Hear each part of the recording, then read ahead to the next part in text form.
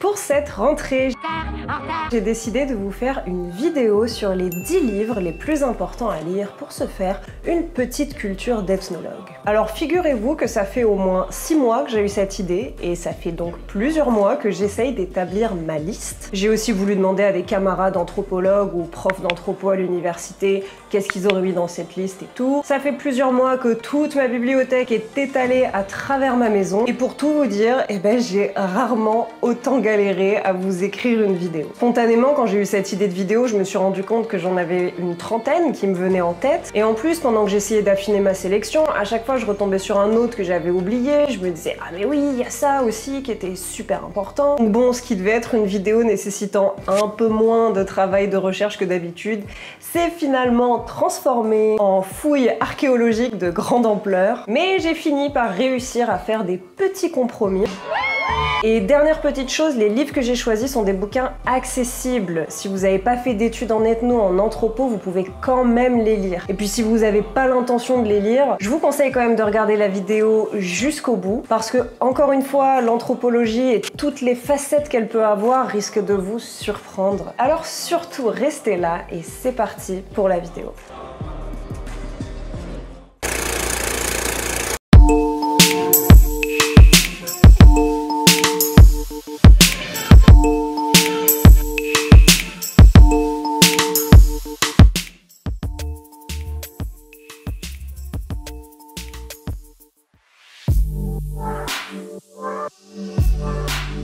Bronislaw Malinowski, Les Argonautes du Pacifique occidental, 1922.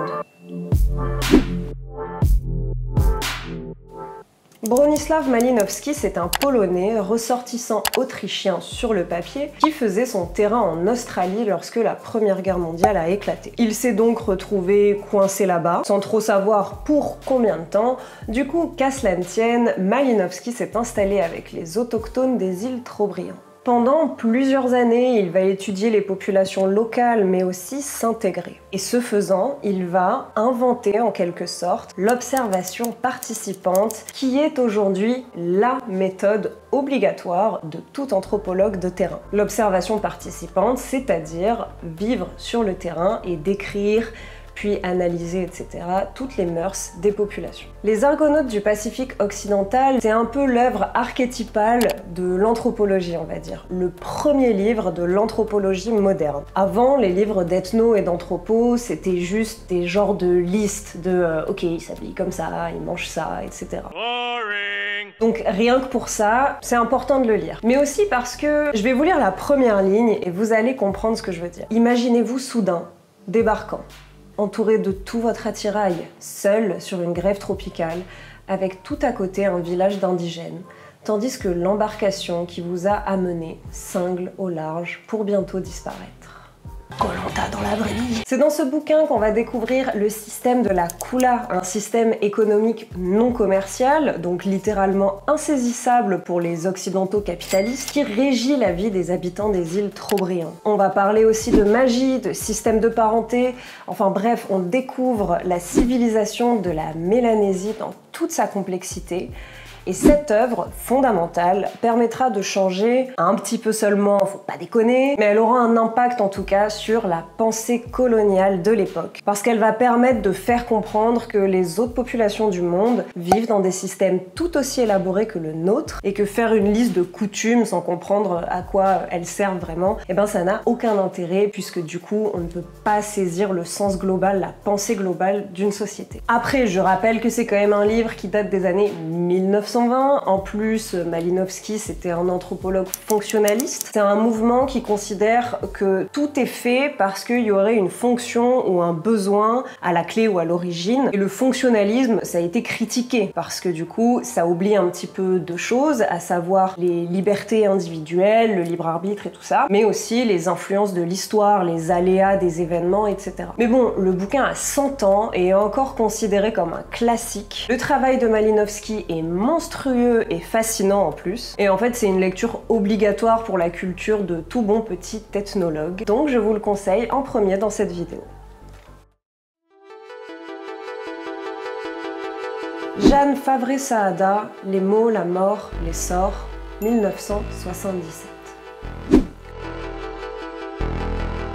Jeanne Favre-Saada, c'est une autrice qui m'a marquée pendant que je faisais mes études, et particulièrement pour un article qui s'appelle « Être affecté », qui parle en très grosses lignes de comment l'anthropologue peut être affecté par son terrain et comment il peut l'affecter aussi. Mais le livre dont je vais vous parler dans cette vidéo, c'est une grande œuvre de l'anthropologie, et c'est aussi un classique d'ailleurs, dans lequel Jeanne Favre-Saada, elle étudie la sorcellerie dans le bocage mayennais. Et oui, j'ai bien dit la sorcellerie. Et rien que pour le sujet abordé, c'est déjà un bouquin passionnant. Surtout qu'à l'époque où elle mène son terrain, donc dans les années 60-70, les paysans qui pratiquent la sorcellerie, ils savent très bien qu'ils sont considérés comme des arriérés par le monde, par les citadins, par les civilisés, appelez ça comme vous voulez, et du coup ils veulent pas parler de leurs pratiques magiques. Je vous promets, je vous assure qu'on va vous mettre en silhouette, comme on dit dans notre métier. On ne vous reconnaîtra pas.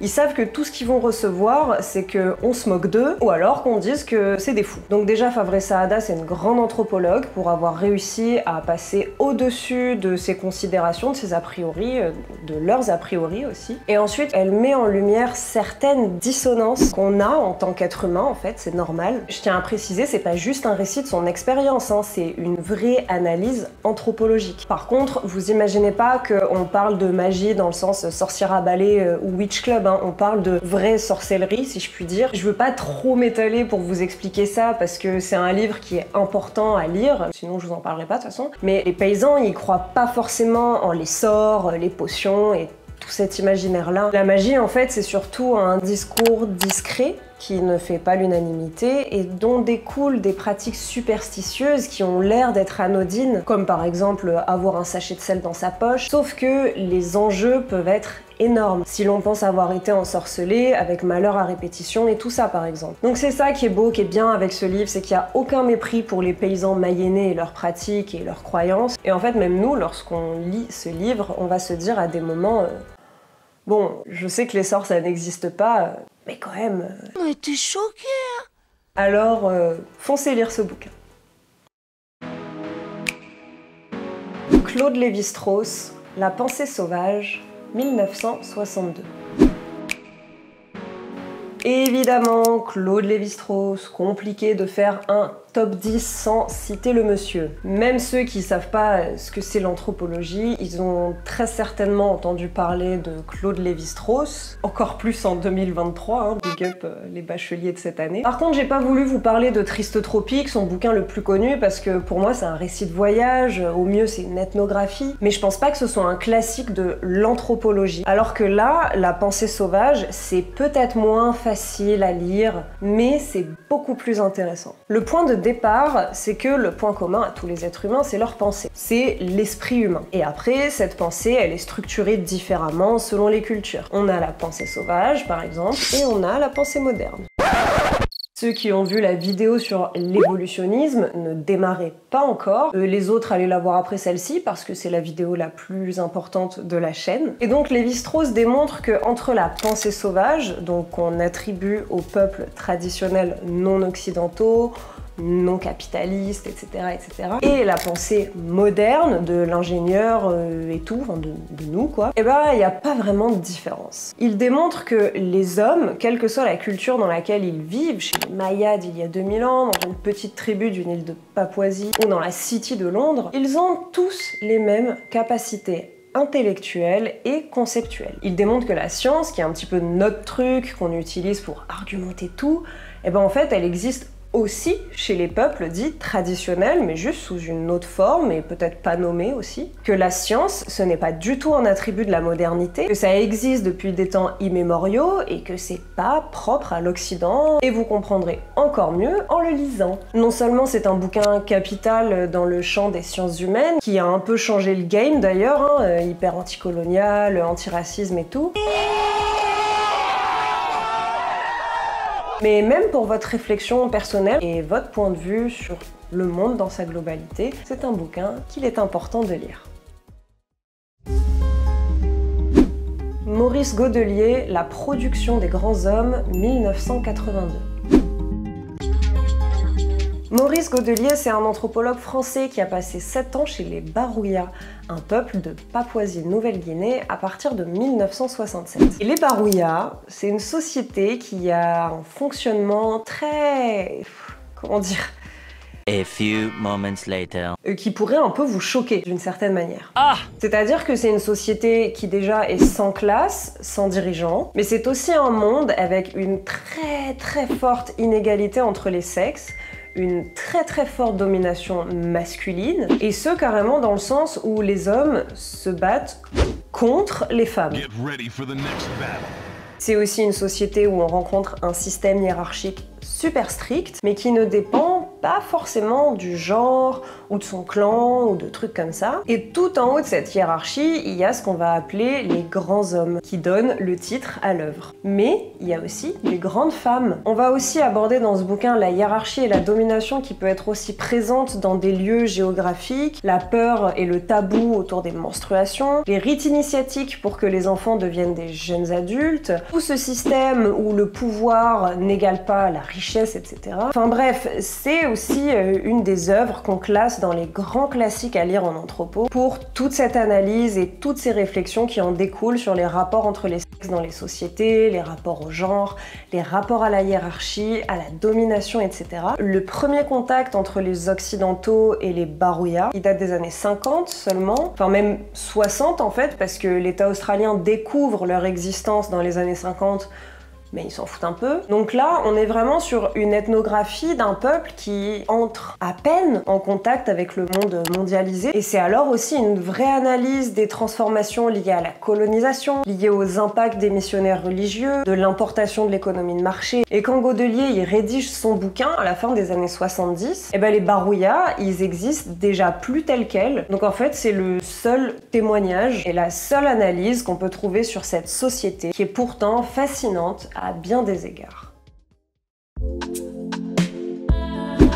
Philippe Descola, L'écologie des autres, 2010.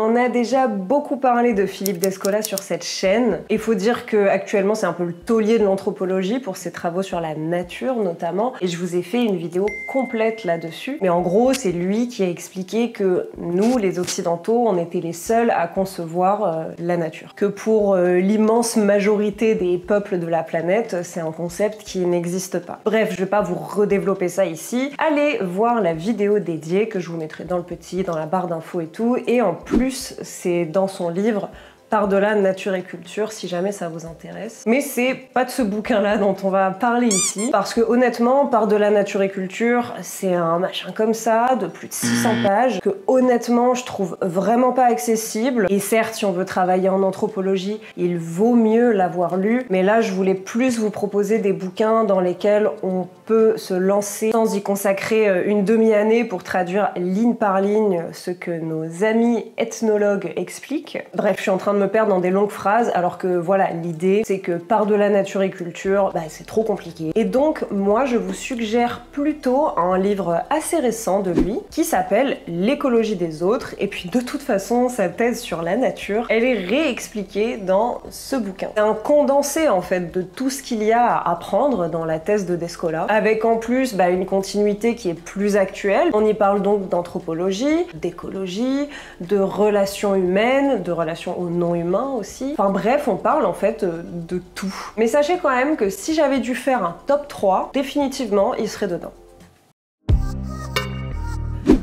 Nicole Claude Mathieu, L'anatomie politique, 1991.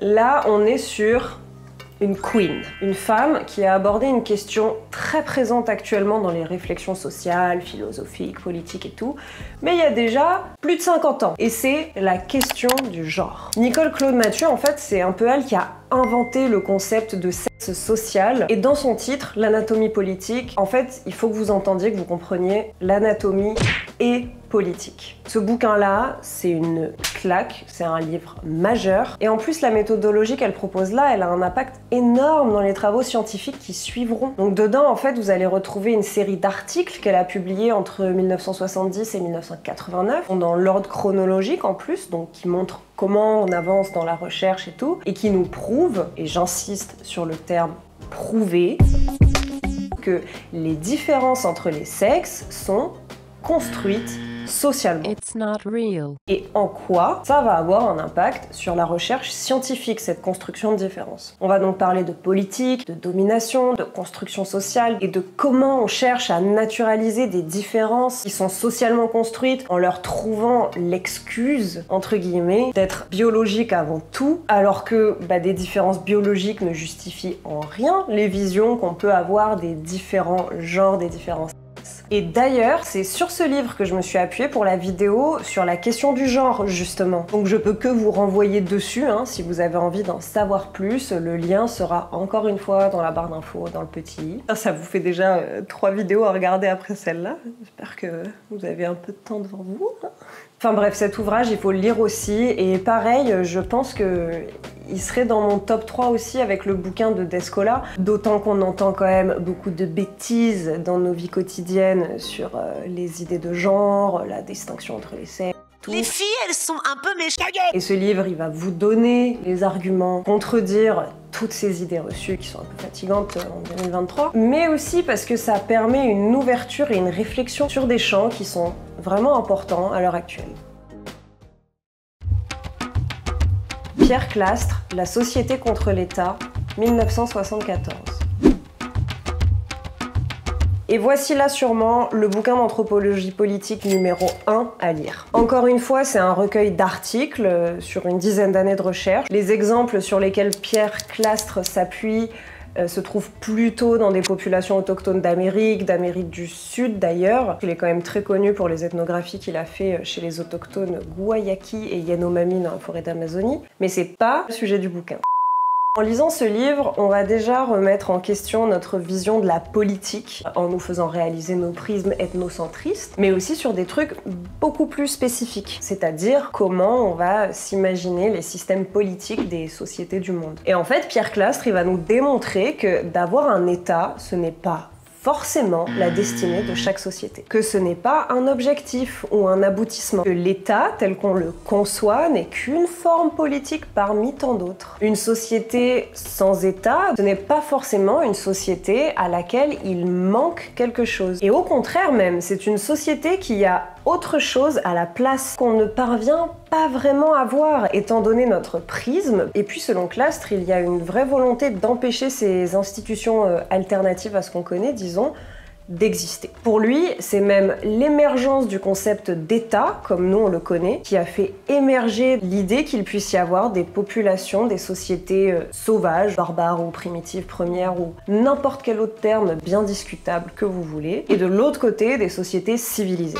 Il va nous démontrer que ces sociétés sans État, en réalité, ce sont des sociétés où le but est de limiter le pouvoir. Le chef de tribu, qui est dans notre imaginaire collectif et celui qui commande, est en réalité beaucoup plus souvent un porte-parole qu'autre chose. Il est très dépendant du groupe et ce qu'on lui attribue, c'est sa sagesse, sa générosité, ses capacités d'orateur, mais en aucun cas son pouvoir ou sa force de décision ou des trucs comme ça. Et en clair, Pierre Clastres nous démontre que la société sans État est une société globalement égalitaire et solidaire, et tant pis pour le mythe du bon sauvage, mais c'est une thèse qui est concrète et qui est appuyée sur des années de travail. L'autorité individuelle, elle n'existe pas vraiment dans ces sociétés, la loi du plus fort et tout ce genre de principes de domination d'autrui non plus. Bref, d'autres systèmes sont possibles, et un autre livre finalement très actuel, à l'heure où nos classes dirigeantes mènent des actions particulièrement discutables. L'article 49,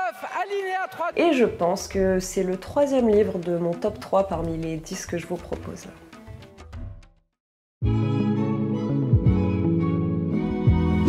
Marcel Griaule, Dieu d'eau, 1948. On change d'ambiance totalement avec ce nouveau bouquin qui date un peu plus aussi, dans lequel vous allez découvrir les entretiens entre l'anthropologue Marcel Griaule et un vieil aveugle dogon qui s'appelle Ogotéméli. Les Dogons, c'est une société d'Afrique de l'Ouest et ils sont connus pour leur cosmogonie, donc leur mythe qui raconte la création de l'univers, mais aussi pour leur sculpture. D'ailleurs, c'est presque sûr que vous avez déjà vu des masques Dogons. Et ceux qui portent les masques, aussi appelés la société des masques, ils ont même une langue secrète pour parler entre eux. À la base de l'histoire, Marcel Griaule se rend chez Ogotéméli pour l'interroger sur des objets magiques qu'il fabrique. Parce qu'il a rencontré son neveu sur un marché qui a essayé de lui vendre une amulette magique et donc Marcel Griaule veut en savoir plus. Sauf que Griaule ne s'attendait pas à la tournure que prit cette rencontre et au lieu d'un petit entretien vite fait sur les amulettes magiques, Ogotéméli va lui raconter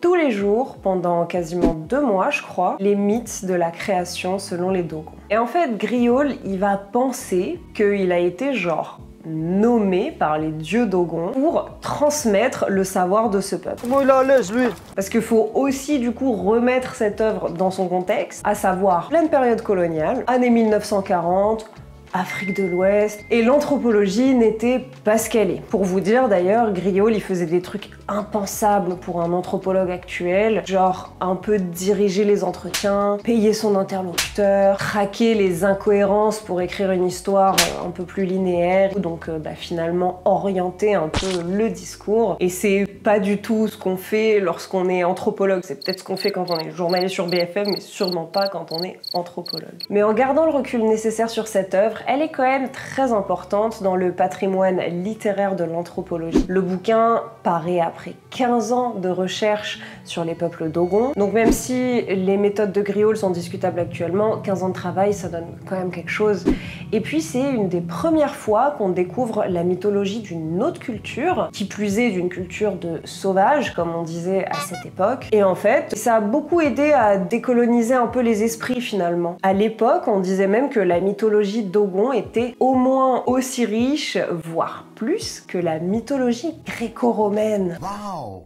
À l'époque où on faisait bien évidemment des comparaisons qui n'ont pas lieu d'être. Mais vous voyez l'idée. Et puis c'est particulièrement intéressant d'avoir fait ça avec un membre du peuple Dogon, parce qu'il s'agit d'une culture de l'oralité, donc un truc que nous, peuple de l'écriture, peuple du texte, on a du mal à comprendre. Une culture où l'histoire se transmet par la tradition orale. Et je vous vois venir, hein, c'est pas moins valable l'oral que l'écrit. C'est très structuré la tradition orale. Et de toute façon, j'ai très envie de vous faire une vidéo là-dessus, c'est plus ou moins prévu, donc on en reparlera. Mais avec Triste Tropique de Claude Lévi-Strauss, figurez-vous que ce bouquin, ça a longtemps été un des livres les plus lus par du public non spécialisé en anthropologie. Donc voilà, un classique, peut-être plus pour la culture que pour la réflexion anthropologique, à l'inverse des 3 d'avant, mais quand même une lecture obligatoire dans la formation académique d'un anthropologue.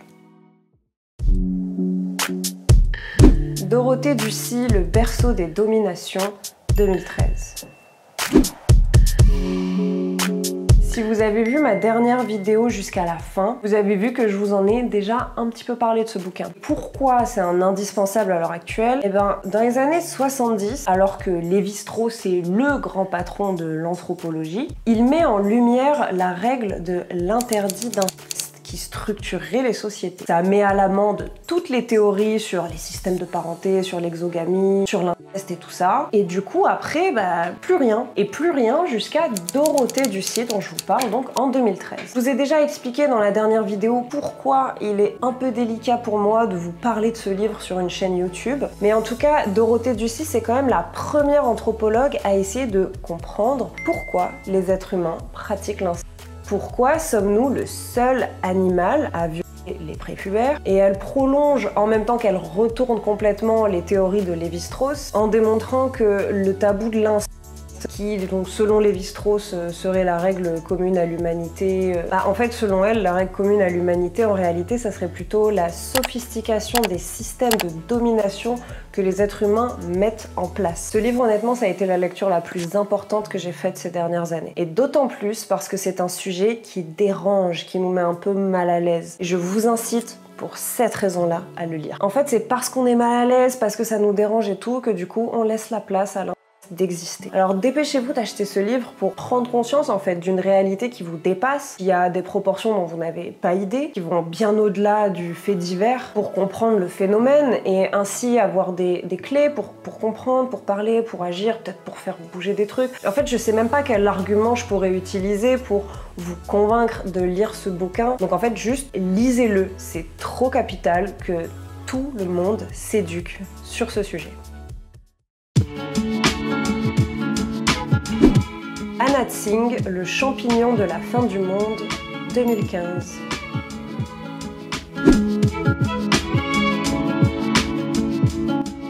On termine ce top 10 par le livre le plus récent, mais qui est si pertinent qu'il est devenu un classique à peine sorti. Dans Le champignon de la fin du monde, Anat Singh nous parle de la possibilité de vivre dans les ruines du capitalisme. Parce que s'il est encore présent, ce capitalisme, on a déjà les pieds dans ses premières ruines. Au début, vous allez avoir l'impression de lire une fiction dans un monde ignoble, tout brûlé, sans morale, et en fait, on se rend compte qu'on parle bel et bien de notre monde. Pardon pour le petit spoiler, mais quand vous le lirez, vous verrez, c'en est pas vraiment un de toute façon, parce que c'est juste le décor. Et le bouquin, il se construit tout autour d'une espèce de métaphore filée sur le champignon. Et le champignon dont elle parle, en fait, eh ben, c'est l'existence post-capitalisme.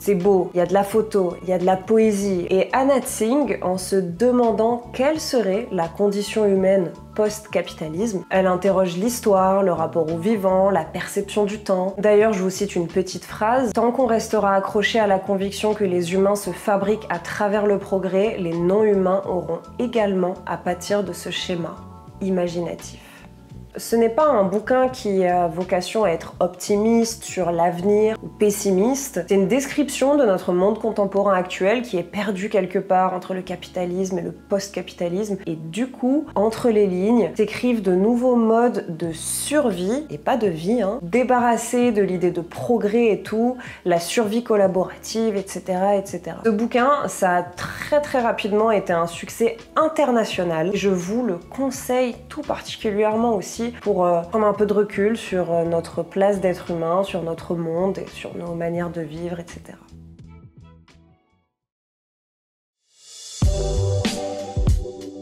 Pour les classiques, j'aurais pu vous parler de Marie Douglas ou encore de Françoise Héritier, mais on aura l'occasion de reparler de leur travail. Yvonne Verdier avec Façon de dire, façon de faire, La laveuse, la couturière et la cuisinière, qui est un bouquin sur le rôle des femmes dans la vie quotidienne. On va avoir aussi Evans Pritchard avec Les Nuaires, grand classique incontournable de l'anthropologie britannique avec une ethnographie du peuple nuer. On a aussi Pascal Boyer avec Et l'homme créa des dieux, on a Noélie Vial avec Le sang et la chair, qui est sur notre relation à l'alimentation, enfin plus spécifiquement à la viande. On va avoir Paola Tabet avec La grande arnaque, sexualité des femmes et échanges économico-sexuels, ou encore le bouquin d'Adèle Blasquez qui est sorti l'an dernier, qui s'appelle L'aube s'est levée sur un mort, sur la violence armée et la culture du pavot au Mexique. Vous pouvez aussi noter James Scott, La domination et les arts de la résistance, ou enfin David Graeber et son bouquin Les Bullshit Jobs, donc des métiers d'aliénation des populations qui servent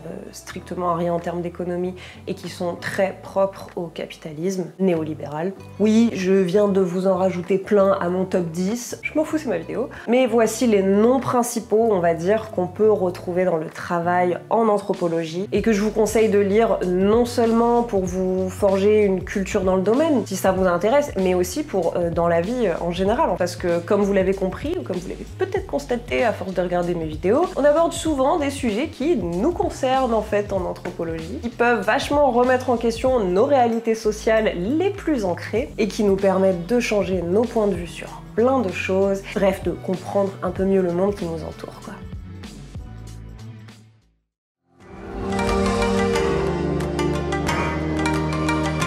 Voilà, cette vidéo touche à sa fin. On n'aura jamais fait une vidéo aussi longue sur la chaîne. Franchement, ceux qui sont encore là, merci, vous êtes grave des vrais. Dites-moi aussi dans les commentaires les livres que vous avez déjà lus, ceux qui vous tentent, ceux que vous allez aller acheter chez votre libraire du coin de préférence, parce que Amazon n'a pas besoin de vous, mais eux si. Puis surtout, une fois que vous les avez lus, n'hésitez pas à me renvoyer des messages pour me dire ce que vous avez pensé de ces bouquins, ici, sur Instagram, peu importe. Bref, on se retrouve donc dans la barre de commentaires tout de suite pour parler de tout ça. N'oubliez pas de checker la barre d'infos pour retrouver les liens vers tous mes autres réseaux, vers les vidéos aussi dont je vous ai parlé pendant la vidéo, vers la page Tipeee et Ulule pour ceux qui veulent me donner un petit tips pour cette vidéo, ou pour les autres, pour la chaîne en général.